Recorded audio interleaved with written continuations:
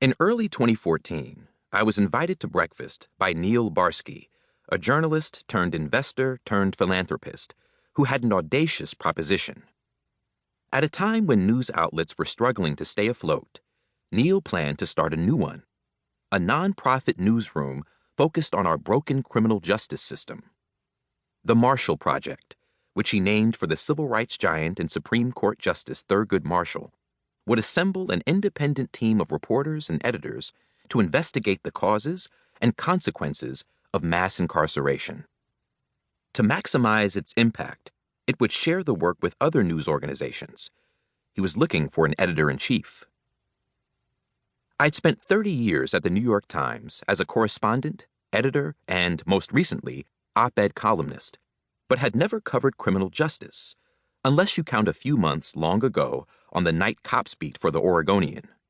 So, before accepting Neil's offer, I did a little reporting, which marked the beginning of an education that continues to this day. My crash course in criminal justice taught me that this country imprisons people more copiously than almost any other place on earth. Some countries, notably including China and North Korea, do not fully disclose their prison populations, so America may not actually hold the dubious distinction of first place. But there is ample justification for calling what we do in America mass incarceration.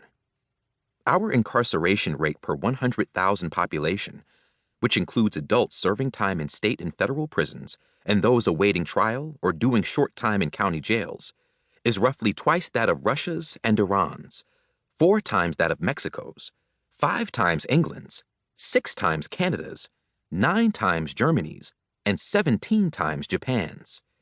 Our captive population is disproportionately black and brown. Much of the public debate was focused on the mass in mass incarceration, a growing consensus that we lock up too many people for too long.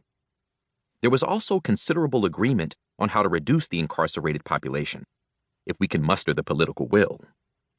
We can make some relatively minor crimes, starting with low-level drug offenses, non-crimes.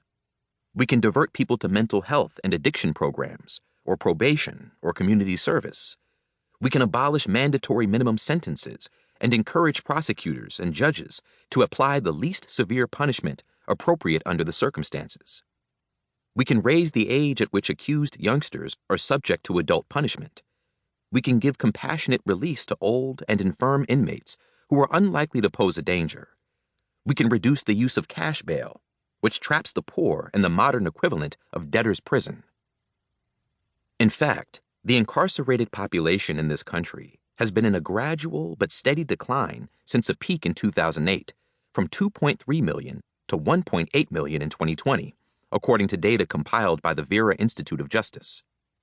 That includes an unprecedented 14% drop in 2020, attributed in part to early releases in lockdown courts during the coronavirus pandemic.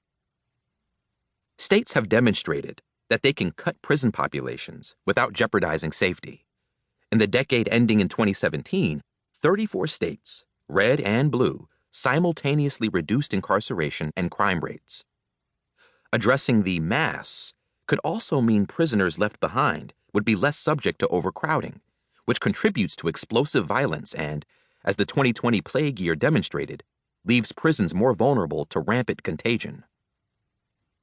This book examines the incarceration part of mass incarceration. Our prisons are not the most transparent institutions, and out of sight too often means out of mind.